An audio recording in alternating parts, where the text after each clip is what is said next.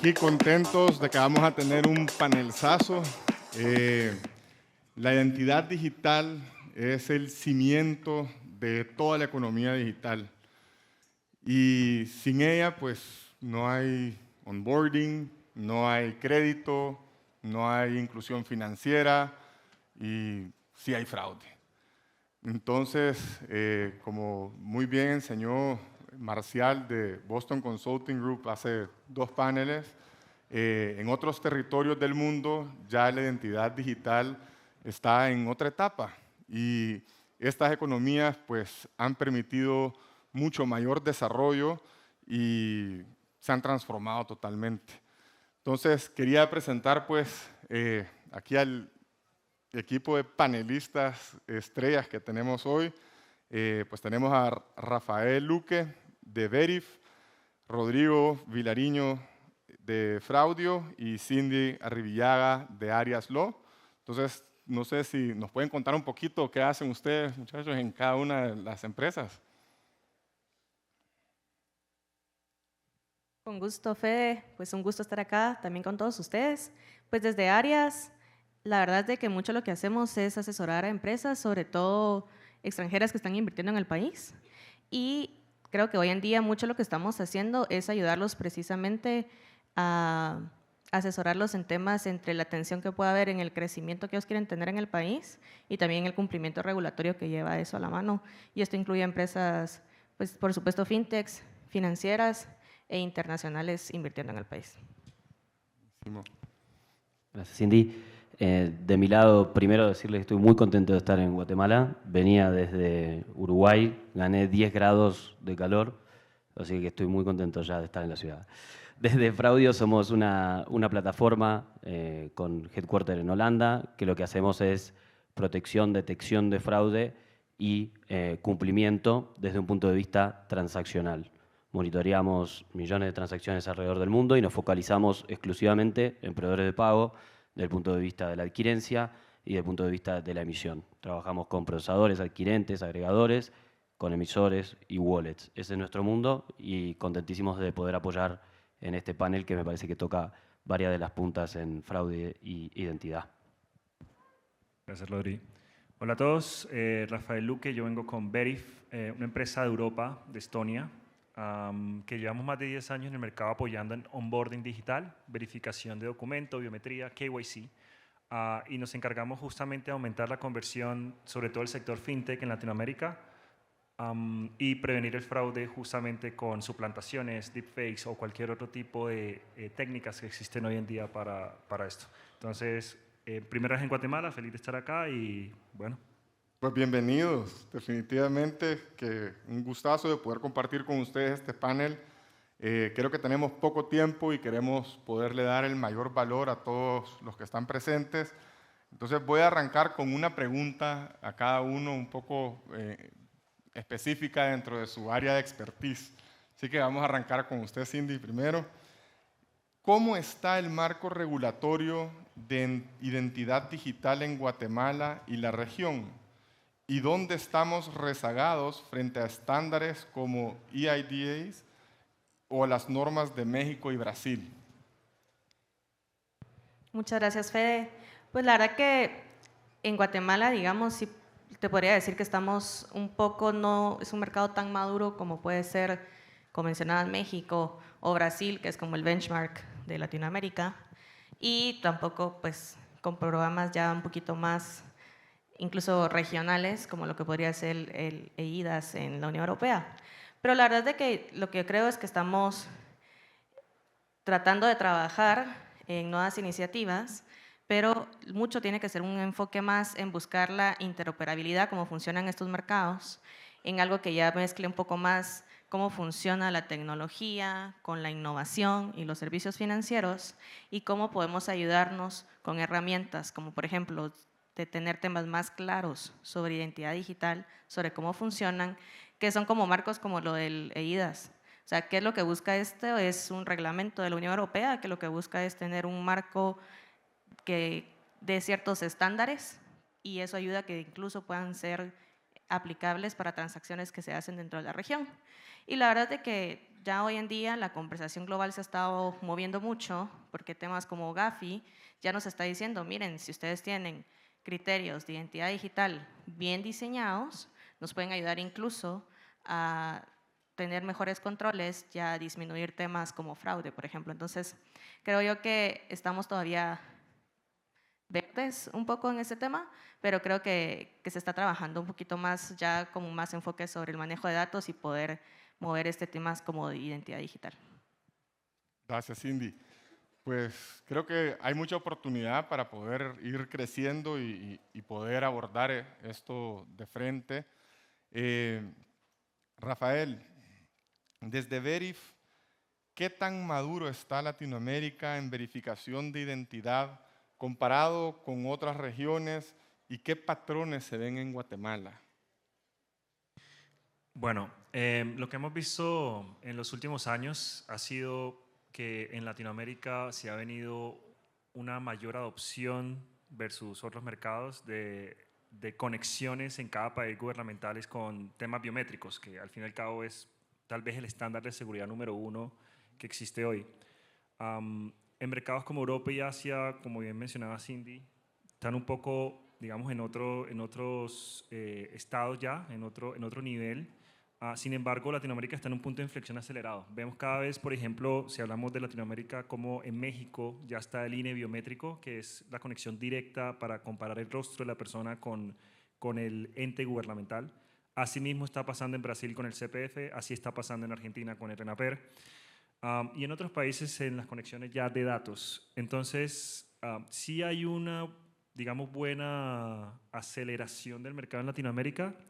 Sin embargo, todavía nos falta, sobre todo en países, acá hablando ya de Guatemala, donde se pueda disponibilizar esa información biométrica y se pueda hacer esa comparación directa con el RENAP. Entonces, en ese sentido, si se logra destrabar o habilitar esa conexión, eso ayudaría bastante en mitigar el fraude y estar más a la par con otras regiones. Ok. Pues, Rodrigo, no por último, pero vamos a ver, ¿cómo ha evolucionado el fraude de identidad en los últimos 18 meses? Especialmente con la IA generativa y tú que tienes mucho expertise en la parte transaccional también, ¿no? Exacto, gracias Fede. A ver, hay un crecimiento muy grande que ya nos irá contando también Rafa en la parte de onboarding, todo lo que son identidades sintéticas, deepfakes, etcétera. Toda esa parte vemos que hay crecimientos, igual depende del país, en account cover, México 300%, en ingeniería social, crecimiento del 100 y tanto por ciento, todo sobre 2025 para este año, lo cual ese lado creció un montón, pero hay un impacto muy grande y se está moviendo mucho a lo que es la transaccionalidad. Una vez que tenemos una identidad verificada, puede llegar a ser una persona real, una biometría correcta, pero luego cuando vamos al mundo transaccional están aumentando muchísimo más los ataques al final de cuentas. Y no es tanto el tipo de ataques, la tipología, cómo cambiaron, o sea, lo que hacen los fraudadores. Hay matices, ya vamos a desarrollar un poquito más, pero no es tanto el foco, sino la velocidad. Antes te hacían un ataque en 5 minutos y ahora te hacen 1000 en 5 minutos. Entonces, ¿cómo hacemos desde el punto de vista de los procesadores de pago, los emisores que tenemos que autorizar las transacciones? ¿Cómo hacemos para protegernos con todos esos vectores tan fuertes en abierto, ¿no? Entonces creo que la IA ha impulsado muchísimo eso en los últimos 18 meses. Fundamentalmente, algunas cosas importantes también son el crecimiento de lo que es el fraude como servicio, fraud as a service, donde lo mismo que nosotros damos un servicio de plataforma para que se puedan proteger los actores de banca, adquirentes, etcétera, lo mismo hacen los fraudadores que ya con un solo prompt pueden acceder a sistemas que les permiten hacer un fraude. Entonces esto facilita muchísimo más, aumenta muchísimo más de nuevo los vectores. Claro. Y bueno destacar ahí quizás en algunos reportes que se ve crecimientos igual de 500% en menciones de fraude agéntico en foros clandestinos en los últimos 18 meses casi. Entonces todo esto confluye al final en más ataques con algunos matices diferentes, pero pensar que es la velocidad y algunas de las cosas más en cualidades que vamos a ir desarrollando.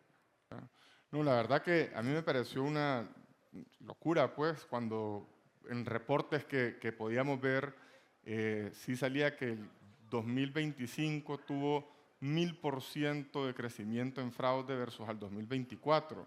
Entonces, ahí entrando en el ángulo de amenazas y fraude, hay una pregunta que le quiero hacer a todos, pues, y me responden como quieran, en el orden que quieran, pero hablando pues del fraude agéntico, con deepfakes, con identidades sintéticas, fraude asistido ya por inteligencia artificial, así como la inteligencia artificial nos potencia a nosotros en nuestras empresas y nuestros negocios, pues también potencia al maleante. Entonces, ¿qué tan real son estas amenazas hoy en día para un banco o una fintech en Guatemala? ¿Y qué está fallando en las defensas tradicionales de cómo hemos venido operando en los últimos años? O sea, ¿qué es lo que tú le recomendarías, ustedes le recomendarían a todos los que estamos en este foro de que ya no es futuro, ya es una realidad? Si les parece, empiezo yo. Desde Verif nosotros hicimos un reporte de 2024-2025, cómo fue evolucionando el fraude. Y esto puede sonar curioso, pero el fraude documental cayó un 13%. Sin embargo, el generado por IA aumentó un 400%. Entonces, las personas siguen cometiendo fraude, así como tú bien decías, también aumentan los intentos de fraude, solo que ahora están enfocados más en la parte biométrica, en los rostros. Y decir, ¿cómo tomo yo un documento de otra persona y me hago pasar por esa persona? Inyectando una imagen de esa persona o haciendo deepfake y reemplazando mi rostro al momento de la selfie, o cómo puedo yo inyectar incluso videos enteros, imágenes, manipular el navegador, cómo puedo manipular el dispositivo, inyectar el tráfico. Hay muchos métodos hoy en día que con IA se vuelven más fáciles. Y cómo se puede defender, pasando a la segunda parte de la pregunta, es viendo los sensores y la integridad de la tecnología al momento de la verificación. Me explico, para un tema sencillo. Por ejemplo, desde Verif nosotros hacemos una grabación completa de todo el proceso de toma de fotos del documento como de la selfie y podemos analizar el volumen. Entonces, por ejemplo, cuando intentan inyectar un video, un deepfake, una imagen para cometer el fraude, podemos ver cómo ese volumen que estaba en un rango entre 40 y 60 cae a 0 por un instante si es una imagen, o se va a 100 por esa interrupción repentina del video. O, por ejemplo, también puedo ver los sensores del giroscopio. El giroscopio, como algunos sabrán, es ese, digamos, artefacto interno dentro del dispositivo que permite ver el movimiento. Es lo que les ayuda incluso a jugar en algunas apps, no sé si se han dado cuenta, pero nosotros lo detectamos en el momento de... Hemos visto, digamos, garajes completamente operados por fraudulentos donde tienen los dispositivos así en línea cometiendo fraude. Si vemos que el giroscopio está estático, quiere decir que no hay ningún movimiento del celular, es porque muy posiblemente está siendo inyectado con imágenes o video y está así cometiéndose fraude elaborado. Entonces, esta es una de las formas, digamos, que se puede detectar este tipo de inyecciones. Hay muchas otras. De nuevo, creo que esto es todo un mundo de posibilidades de cómo se puede detectar. Sin embargo, ahí les doy algunas ideas de cómo pueden hacerlo. Un último para cerrar sería lo que es lo referente a los emuladores. Entonces, cuando uno está haciendo una verificación, es posible que los fraudulentos, a través de un emulador es lo que simula a veces un sistema operativo o simula un dispositivo, lo reemplazan dentro de la mismo dispositivo y toman el control. Y con ese control logran básicamente sentir que están tomándose las fotos, pero nos detectamos que no están usando la cámara del dispositivo. Entonces, esa es la forma como podemos ver, ok, no se está usando la cámara que está en el dispositivo, sino que es una cámara externa. Y bueno, ahí los dejo con esos datos y formas de poder trabajar y combatir estos ataques. Súper. No, me parece increíble ver las sensibilidades y las formas que hay para poder detectarlo en esos cambios que son fundamentales en el momento crítico, ¿no? de onboarding. Nosotros pasando más a la transacción ya cuando fue onboardeado, lo que les decía antes, el volumen aumentó un montón y sí que los matices esos de diferencias que hay que observar hoy en día es que cuando están haciendo fraude más de un punto de vista agéntico, a diferencia de los últimos 20 años que estábamos siempre buscando comportamientos humanos y regulares sobre esa compra, hoy en día los fraudes que te hacen son más difíciles de identificar, ese matiz que decía, porque son muy perfectos. O sea, no hay tanto ruido en esa transacción, entonces tenés que ser muy fino para detectar, y la manera que tenés para hacerla es ver si se parece a ese cliente que tenías.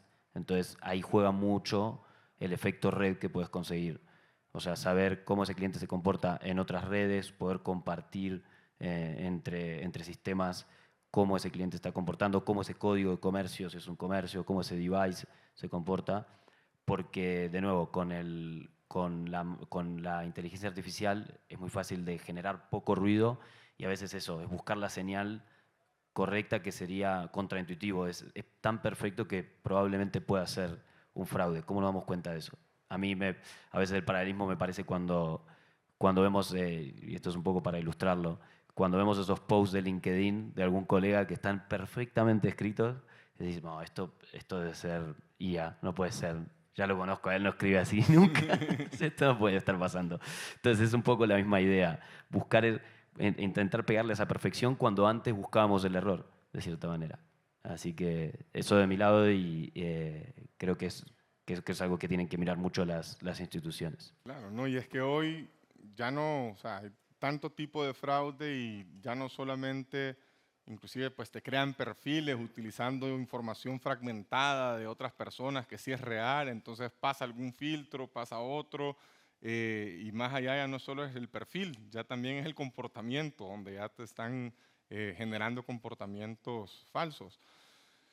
Y ahora, Cindy, con respecto a estas amenazas y cómo lo estamos hablando a nivel técnico con ellos y de las herramientas que tienen, ¿cómo va la regulación al ritmo de esta amenaza? O sea, ¿cómo va la regulación para poder adoptar este tipo de tecnologías, para poder fomentar tal vez este tipo de compartir conocimientos? Al final, el fraude que hoy le hacen a una fintech, a un banco, pues si se logra frenar, también de alguna manera eso es alguien que lo va a poder sufrir mañana. Entonces, ¿cómo podemos o cómo va en cuanto a regulación hoy por hoy estas amenazas que estamos enfrentando? Sí, la verdad es que es un reto.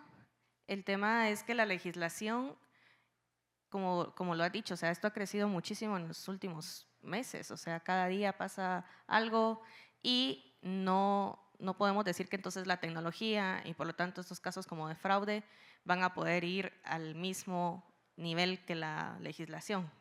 O sea, eso es imposible poder pensarlo porque no va a ser lo mismo cómo va algo tan acelerado como la tecnología que cómo puede ir un proceso tradicional regulatorio. Entonces, creo que ahí es más que todo, ya viéndolo como a un mercado o cómo funciona, digamos, ya en nuestros países, es pensar en algún tipo de regulación que tenga que ir más enfocado a un marco que sea lo suficientemente flexible para que nos permita adaptarnos cuando existen estas amenazas a estar sacando pues alguna regulación por cada cosa que pase. Entonces, al final yo diría que es un tema que se tiene que ver. Mucho van, o sea, en Guatemala lo hemos tratado específico, todavía no tenemos legislación desarrollada en la materia en temas de protección de datos y en temas también de ciberseguridad. Entonces creo yo que estos son como temas bases para poder tratar y de ahí escalarlo, como le digo, de una forma flexible para que pueda sernos al final de utilidad y no solo sea algo en papel o que no sea práctico, digamos.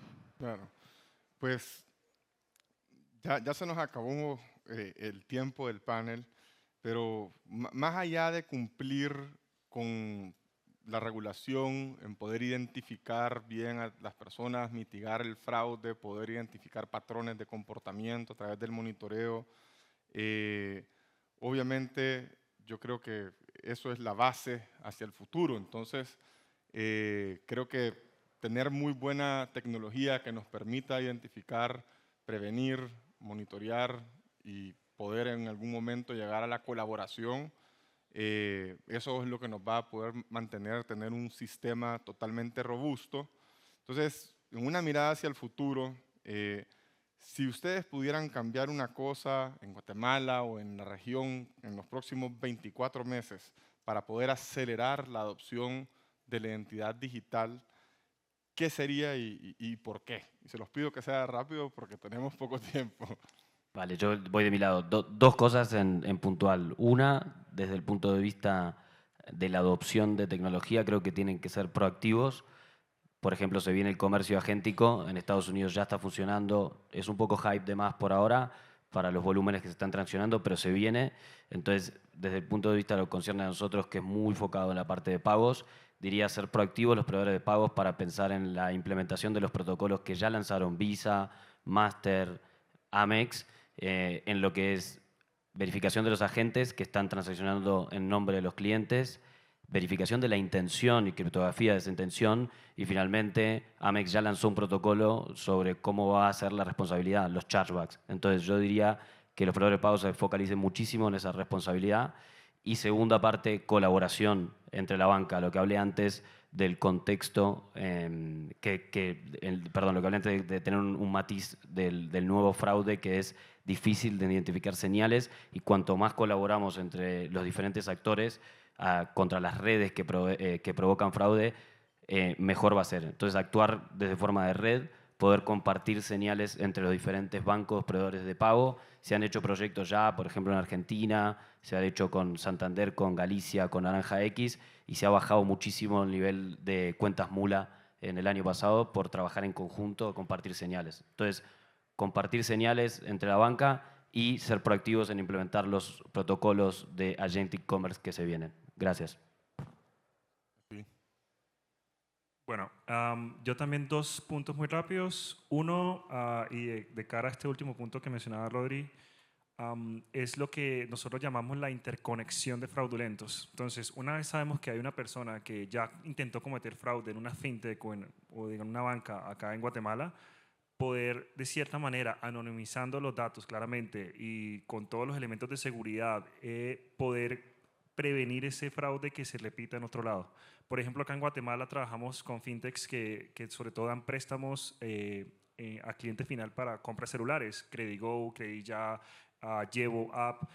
Son fintechs que al fin y al cabo están con toda la población dando créditos todos los días, miles de créditos, miles de verificaciones al mes, a la semana, y si esa interconexión se comparte y se puede prevenir esos anillos fraudulentos, es más fácil poder crecer como categoría, como región.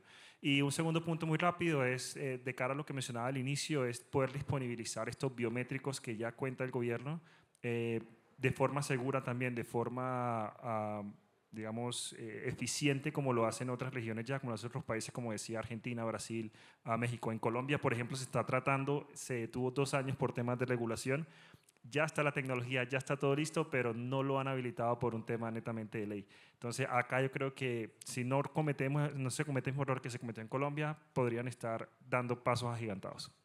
Gracias, Rodri. Cindy. Bueno, y por último, yo diría que sí es mucho este tema sobre buscar ciertos estándares, tal vez en temas de interoperabilidad y sobre todo en temas de identidad digital, para dejar de ver esto como, bueno, antes solo el área de compliance o solo le interesa el área de innovación, sino que es un reto ecosistémico. Entonces, lo que tenemos que tratar de ver desde el lado regulatorio también es, como les decía, sentar estas bases para, o sea, mucho de lo que estaban mencionando aquí Rodri y Rafa nos suena a Open Finance, ¿verdad? Por ejemplo.